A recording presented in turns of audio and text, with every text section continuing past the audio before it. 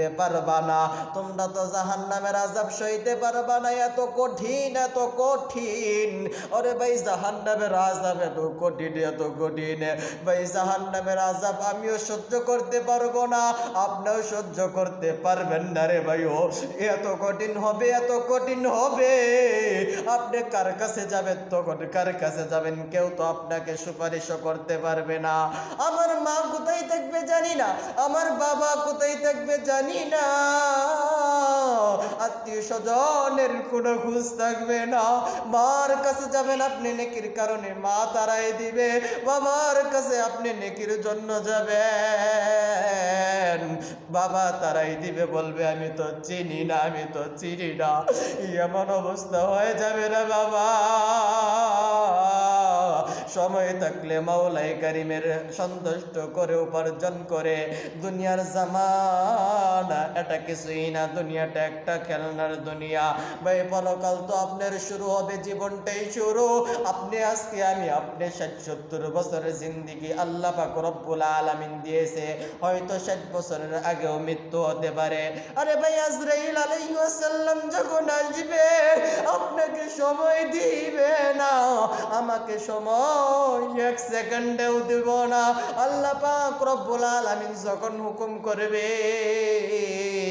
সাথে সাথে আজরাইল আলাইহিস সালাম আয়েশা আমার আপনার জানটা কবজ করে দিবে।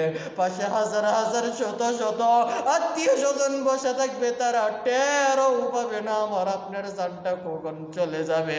ওরে মুসলমান ভাইও, মাত্র আমি আপনাদেরকে এই মরণ সম্পর্কে আলোচনা করব। আল্লাহ পাক রব্বুল আলামিন যে জন্যই তো বলেন, ও বান্দারা তোমরা তো জাহান্নামের আযাব সইতে পারবা না, আমি তো তোমাদের জন্য জাহান্নামের আযাব বানাই নাই, জাহান্নামের আগুন তো তোমাদের জন্য বানাই নাই। কিন্তু তোমরা যদি জাহান্নামের কাজ যদি করে আসো, তোমরা যদি জাহান্নামের কাজ করে আসো, তোমরা নিজেরাই নিজেদের জাহান্নামে পড়বা। আমি আল্লাহ তো বলেছি, যারা মুমিন মুত্তাকি হয়া, যারা পরহেজগার মুমিন হয়া আমি আল্লাহকে সন্তুষ্ট কইরা, আমি আল্লাহকে রাজি খুশি কইরা যারা আসতে পারবা, তাদের জন্য তো সুসংবাদ হয়েছে, ইন্নাল মুত্তাকিনা ফি জান্নাতি ওয়া নাঈম।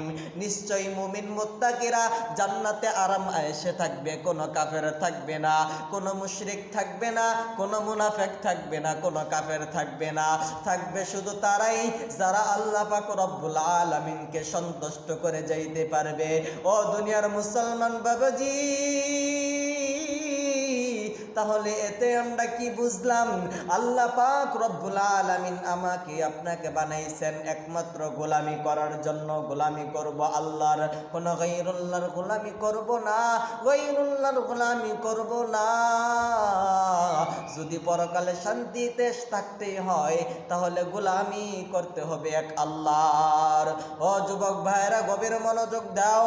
আল্লাহ পাক রব্বুল আলামিন সূরা নাবার ভিতরে এই আয়াতটা বলেন, ইল্লা হামিমা ওয়া গাসাকা, জাহান্নামের লোকদেরকে তারা খেতে দিবে ফেরেশতাদের মাধ্যমে। আল্লাহ পাক রব্বুল আলামিন রক্তপুষ পানি যখন সামনে দিবে, ওই ফেরেশতারা ওই